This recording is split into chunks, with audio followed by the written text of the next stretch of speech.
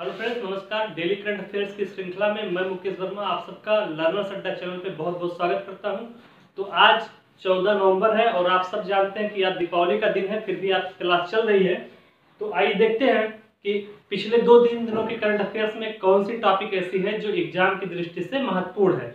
तो आइए देखते हैं कि पहली टॉपिक कौन सी है। फ्रेंड्स, पहली टॉपिक आपकी मणिपुर चर्चा में है। मणिपुर क्यों चर्चा में है? सुशासन के लिए मुख्यमंत्री पुरस्कार योजना शुरू की गई है। तो अगर आपसे पूछता है कि सुशासन के लिए मुख्यमंत्री पुरस्कार योजना किस राज्य में शुरू किया गया है, 4 विकल्प आपके पास रहेगा, मणिपुर, मेघालय, उत्तर प्रदेश या फिर राजस्थान। तो इसका सही जवाब होगा मणिपुर में। तो फ्रेंड्स, सुशासन के लिए मुख्यमंत्री पुरस्कार योजना मणिपुर में शुरू की गई है। वहीं पे मणिपुर में ही लाई हरोवा त्योहार मनाया जाता है। कौन सा त्योहार? लाई हरोवा त्योहार मनाया जाता है फ्रेंड्स मणिपुर में। तो करंट की दृष्टि से महत्वपूर्ण यह है कि सुशासन के लिए मुख्यमंत्री पुरस्कार योजना शुरू की गई है आपके मणिपुर में। तो ये सवाल अगर आपसे पूछेगा तो इसका सही जवाब होगा मणिपुर। ये तो करंट की बात, लेकिन अगर इसके ट्रेडिशनल पक्षों पे हम चर्चा करें, बाकी के अन्य पहलुओं पे अपनी निगाह डालें, तो हम पाते हैं कि लाई हरोवा त्योहार भी मणिपुर में मनाया जाता है। तो फ्रेंड्स, मणिपुर में ही लाई हरोवा त्योहार मनाया जाता है। कौन सा त्योहार? लाई हरोवा त्योहार मणिपुर में मनाया जाता है। एक और महत्वपूर्ण फैक्ट मणिपुर से संबंधित है दोस्तों, पौधों के लिए क्लिनिक खोला गया है। कहां पे? मणिपुर में। तो फ्रेंड्स, अगर पूछे कि किस राज्य में पौधों के लिए क्लिनिक खोला गया है, तो उसका सही जवाब होगा मणिपुर। तो फ्रेंड्स, मणिपुर में पौधों के लिए क्लिनिक खोला गया है। कहां पे? मणिपुर में। मणिपुर में ही एक तैरता हुआ नेशनल पार्क है जिसका नाम है आपका Keibul Lamjao national park. Okay friends, तो मणिपुर में केबुल लामजाओ नेशनल पार्क स्थित है। मणिपुर में ही पौधों के लिए क्लिनिक खोला गया है। मणिपुर में ही लाई हरोवा त्योहार मनाया जाता है और मणिपुर में ही सुशासन के लिए मुख्यमंत्री पुरस्कार योजना शुरू की गई है। तो फ्रेंड्स, करंट की दृष्टि से तो यही इंपॉर्टेंट है कि सुशासन के लिए मुख्यमंत्री पुरस्कार योजना मणिपुर में शुरू की गई है। लेकिन इसके अलावा जो उसके अन्य पक्ष है, ट्रेडिशनल पक्ष है, जहां से क्वेश्चन पूछा जा सकता है, उसमें सबसे इंपॉर्टेंट है कि लाई हरोवा त्योहार मणिपुर से संबंधित है, वहीं पे मनाया जाता है। पौधों के लिए क्लिनिक खोला गया है आपके मणिपुर में, और केबुल लामजाओ नेशनल पार्क जो कि एक तैरता हुआ नेशनल पार्क है, वो भी आपके मणिपुर में ही स्थित है। आइए देखते हैं कि अगली टॉपिक कौन सी है। Friends, Rafael Nadal. तो राफेल नडाल टेनिस में 1000 मैच जीतने वाले चौथे खिलाड़ी बन गए। इससे पहले हमने राफेल नडाल के बारे में पढ़ा था, तो ओपन एरा में 1000 मैच जीतने वाले वो पहले खिलाड़ी बने थे। किसमें? ओपन एरा में। लेकिन टेनिस में 1000 मैच जीतने वाले ये कौन से खिलाड़ी है? तो टेनिस में 1000 मैच जीतने वाले राफेल नडाल आपके चौथे खिलाड़ी बन गए हैं। तो टेनिस में 1000 मैच जीतने वाले राफेल नडाल चौथे खिलाड़ी बन गए हैं। शीर्ष स्थान पे जिमी कॉनर है जिन्होंने सबसे ज्यादा टेनिस में मैच जीता हुआ है। शीर्ष पे आपके कौन है? Jimmy Connor. सेकंड पे आपके रोजर फेडरर है और थर्ड पे युवान लेडर है। चौथे पे कौन होगा? Rafael Nadal. तो फ्रेंड्स, 1000 मैच जीतने वाले चौथे खिलाड़ी आपके राफेल नडाल बने हैं। शीर्ष पे आपकी जिमी कॉनर है, सेकंड पे रोजर फेडरर है, थर्ड पे युवान लेडर है और फोर्थ खिलाड़ी बने हैं आपके राफेल नडाल। कहां के खिलाड़ी हैं? तो फ्रेंड्स, राफेल नडाल स्पेन के खिलाड़ी हैं। तो राफेल नडाल स्पेन के हैं, रोजर फेडरर आपके स्विट्जरलैंड के हैं। स्विट्जरलैंड। रोजर फेडरर आपके स्विट्जरलैंड के हो गए, राफेल नडाल आपके स्पेन के हो गए। इन्होंने अब तक 20 ग्रैंड स्लैम पुरस्कार भी जीता है। 20 ग्रैंड स्लैम ट्रॉफी जीते हैं। कौन? Rafael Nadal. तो राफेल नडाल अब तक 20 ग्रैंड स्लैम जीत चुके हैं। आइए देखते हैं इसके आगे अगली टॉपिक कौन सी है। 2 टॉपिक हमने पढ़ लिया। पहला टॉपिक हमने मणिपुर के बारे में पढ़ा है, दूसरा टॉपिक हमने राफेल नडाल के बारे में पढ़ा है। अब देखते हैं कि तीसरी महत्वपूर्ण टॉपिक कौन सी है। तो फ्रेंड्स, तीसरी टॉपिक आपके महाराष्ट्र से संबंधित है। महाराष्ट्र एमएसएमई के तहत रोजगार प्रदान करने के मामले में शीर्ष स्थान हासिल किया है। तो फ्रेंड्स, महाराष्ट्र में एमएसएमई के तहत रोजगार प्रदान करने वालों में शीर्ष स्थान हासिल किया है। तो महाराष्ट्र ने एमएसएमई के तहत रोजगार प्रदान करने में शीर्ष स्थान हासिल किया। अगर आपसे एक सवाल पूछे कि एमएसएमई के तहत रोजगार प्रदान करने में शीर्ष स्थान किस राज्य का है, तो एमएसएमई के तहत रोजगार प्रदान करने में शीर्ष राज्य आपका महाराष्ट्र है। इसके अलावा दूसरा चीज देखते हैं, महाराष्ट्र में ही मेरा परिवार मेरी जिम्मेदारी अभियान भी शुरू किया गया है। तो मेरा परिवार मेरी जिम्मेदारी कहां शुरू किया गया है? महाराष्ट्र में शुरू किया गया है। महाराष्ट्र का मुंबई शहर, जो कि एक ट्रेडिशनल क्वेश्चन है, मैं आपको बताने जा रहा हूं कि महाराष्ट्र का मुंबई शहर आपके सॉल्सेट द्वीप पे स्थित है।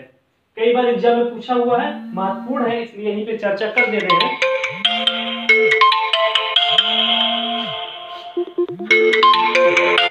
तो फ्रेंड्स, महाराष्ट्र एमएसएमई के तहत रोजगार प्रदान करने के मामले में शीर्ष स्थान पे है। महाराष्ट्र में ही मेरा परिवार मेरी जिम्मेदारी अभियान शुरू किया गया है। महाराष्ट्र का मुंबई शहर आपके सॉल्सेट द्वीप पे स्थित है।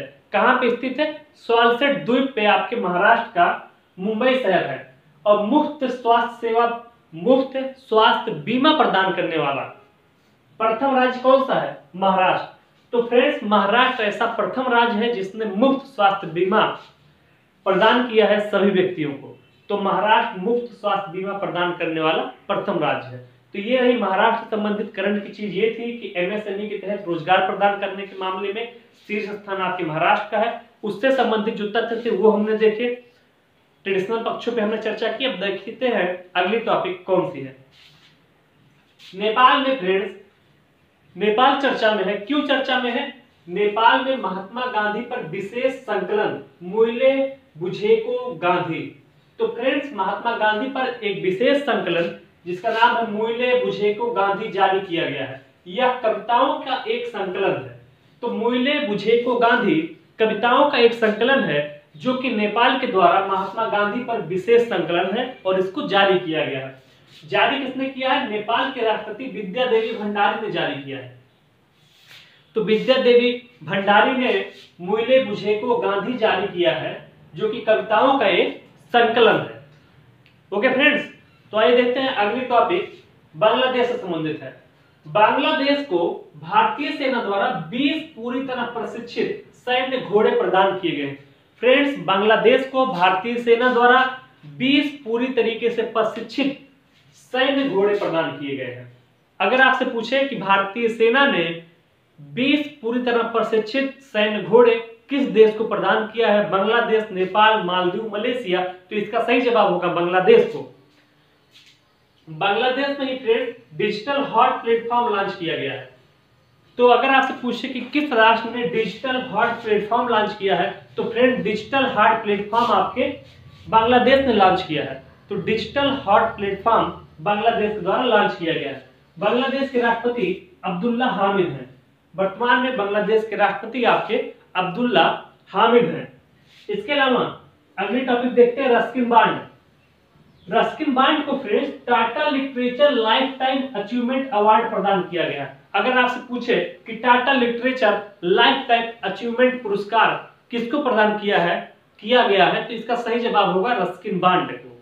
तो फ्रेंड्स, रस्किन बॉन्ड को Tata literature life time achievement award से पुरस्कृत किया गया है। रस्किन बॉन्ड को इससे पहले पद्मश्री और पद्म विभूषण भी मिल चुका है।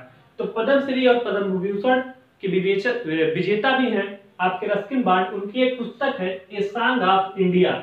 याद कर लीजिए, ए सॉन्ग ऑफ इंडिया किसकी पुस्तक है? अगर एग्जाम में पूछे तो a song of India Ruskin bond की पुस्तक है। तो फ्रेंड्स, हमने आज करंट अफेयर्स की टॉप 5 टॉपिकों पे चर्चा कर ली है। आइए फिर से उसका रिवीजन कर लेते हैं। पहला हमने मणिपुर पढ़ा। मणिपुर में सुशासन के लिए मुख्यमंत्री पुरस्कार योजना शुरू की गई है। इसके बाद हमने राफेल नडाल के बारे में पढ़ा, जो टेनिस में 1000 मैच जीतने वाले चौथे खिलाड़ी बन गए हैं। इसके बाद हमने महाराष्ट्र के बारे में पढ़ा, जो एमएसएमई के तहत रोजगार प्रदान करने के मामले में शीर्ष पे पहुंच गया है। इसके बाद हमने नेपाल के बारे में पढ़ा, जिसने महात्मा गांधी पर एक विशेष संकलन मुइले बुझेको गांधी जारी किया है, जो कविताओं का एक संकलन है।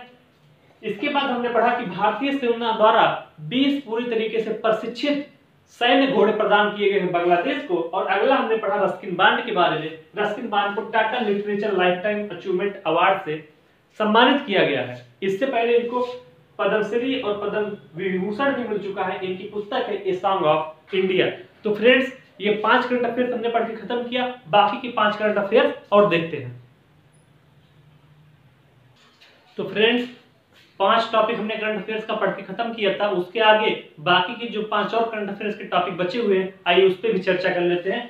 Friends, AIM Sirius innovation programme 3.0 पहल शुरू किया गया है। तो आपसे पूछ सकता है, एम्स मतलब है Atal innovation mission. Atal innovation mission and serious innovation programme 3.0 पहल शुरू किया गया है। तो यह पहल नीति आयोग और रूस ने एक साथ शुरू किया है, मिल के शुरू किया है।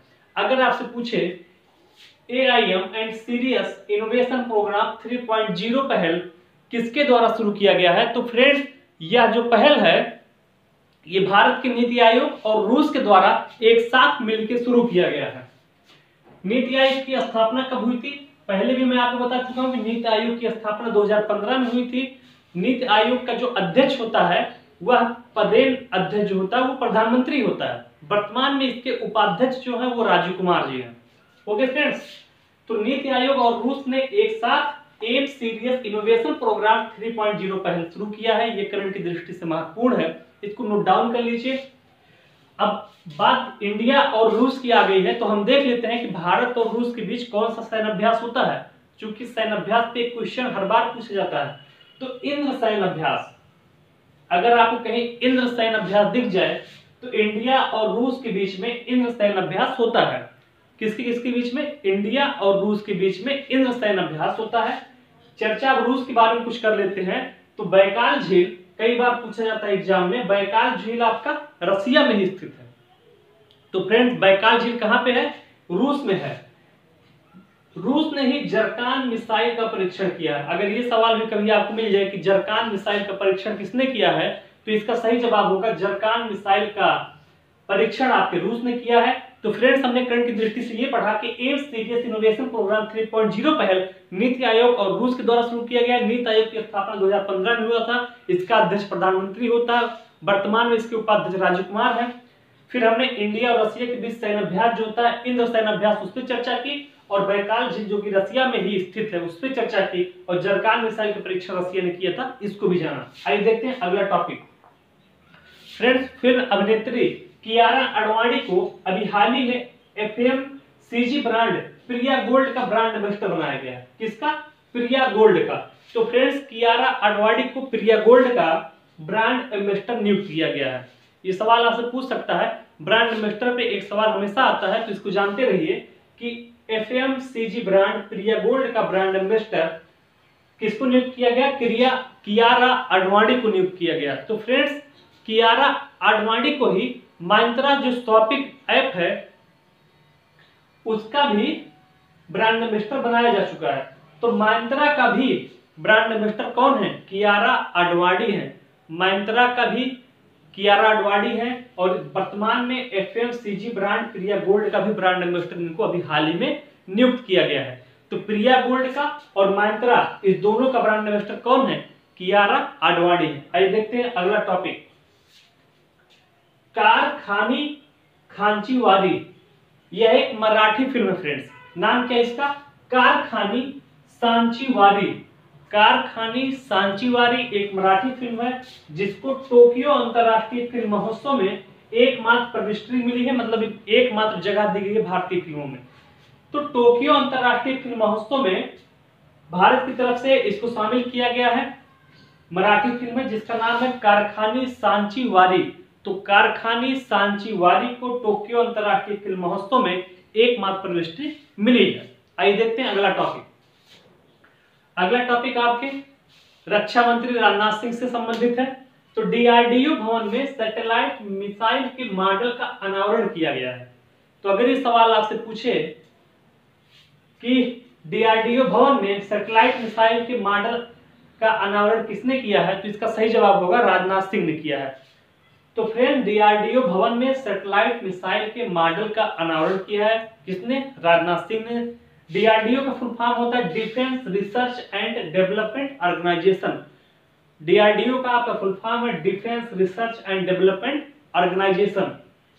फ्रेंड्स जान लीजिए इसके ट्रेडिशनल पक्षों के बारे में। DRDO की स्थापना कब हुई थी? 1958 में। तो DRDO की स्थापना आपकी 1958 में हुई थी। हेडक्वार्टर इसका न्यू दिल्ली में है। अध्यक्ष इसके J सतीश रेड्डी है। तो friend J Satish Reddy DRDO के अध्यक्ष है। DRDO की स्थापना 1958 में हुई थी। हेडक्वार्टर इसका न्यू दिल्ली में है। चर्चा में क्यों है? चर्चा में इसलिए है कि DRDO भवन में सैटेलाइट मिसाइल के मॉडल का अनावरण किया गया किसके द्वारा? माननीय गृह रक्षा मंत्री राजनाथ सिंह के द्वारा। ओके फ्रेंड्स, आइए देखते हैं अगला टॉपिक कौन सा है। अगला टॉपिक आपका राजस्थान से संबंधित है। क्या संबंधित है? तो मास्क लगाने पर कानून बनाने वाला पहला राज्य बन गया है आपका राजस्थान। मास्क लगाने पर कानून बनाने वाला पहला राज्य आपका बन गया है राजस्थान। सीएम कौन है राजस्थान के? तो वर्तमान में वहां के सीएम आपके अशोक गहलोत हैं। अशोक गहलोत। राजधानी क्या है? जयपुर। तो फ्रेंड्स, राजस्थान मास्क लगाने के लिए कानून बनाने वाला पहला राज्य बन गया भारत का। अगर ये सवाल आए कि मास्क लगाने के लिए कानून बनाने वाला पहला राज्य कौन सा बन गया है, तो राजस्थान। अब तक अन्य राज्यों ने केवल जुर्माना लगाया था, इसने पूरा का पूरा एक कानून बना दिया है। तो राजस्थान ने मास्क लगाने पे कानून बना दिया है और ऐसा करने वाला वो प्रथम राज्य है। तो फ्रेंड्स, 5 टॉपिक हमने पढ़ा था, बाकी के 5 और पढ़े हैं, तो टोटल 10 टॉपिक हमने खत्म किया है। अभी हमने क्या पढ़ा, रिवीजन कर लेते एक बार। ए सीरियस इनोवेशन प्रोग्राम 3.0 पहल के बारे में पढ़ा, जिसको नीति आयोग और रूस मिलकर कर रहे हैं। कियारा आडवाणी, जिसको प्रिया गोल्ड का ब्रांड एम्बेसडर बनाया गया, उनके बारे में पढ़ा। कारखानी सांचीवारी, जिसको टोक्यो अंतरराष्ट्रीय फिल्म में जगह मिली है, उसके बारे में पढ़ा। राजनाथ सिंह के बारे में पढ़ा, जिन्होंने डीआरडीओ भवन में सैटेलाइट मिसाइल के मॉडल का अनावरण किया है। उसके अलावा राजस्थान के बारे में पढ़ा, जिसने मास्क लगाने पर कानून बनाया है और ऐसा करने वाला वो भारत का पहला राज्य बन गया है। तो फ्रेंड्स, टॉप 10 टॉपिक आज की करंट अफेयर्स की हमने खत्म किया है। आप सबको पता है कि आज दीपावली है, फिर भी ये क्लास आपकी चल रही है और मेरी तरफ से, इस लर्नर्स अड्डा परिवार की तरफ से आप सबको दिवाली की ढेर सारी शुभकामनाएं। आपके जीवन निरंतर ऊंचाइयों की तरफ अग्रसर हो। धन्यवाद।